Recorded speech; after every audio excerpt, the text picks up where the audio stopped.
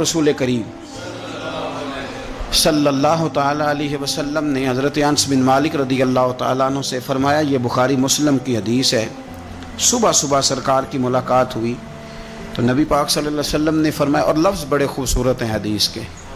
حضرت انس کہتے ہیں میں قربان جاؤں، میں تو غلام تھا نا، لیکن حضور فرمانے لگے، یا بنیا، او میرے بیٹے، تجھ سے ایک بات نہ کروں؟ یا رسول اللہ حکم کریں؟ تو نبی پاک علیہ السلام فرمانے لگے، انس بیٹا پتر، اس بات کو یاد رکھنا کہ جب تو سویرے سو کے اٹھے تو سب سے پہلے اپنے دل پہ نظر ڈالنا، دیکھنا تیرے دل میں کسی کا بغض تو نہیں، کسی کی عداوت تو نہیں، اور پھر قربان جائیں۔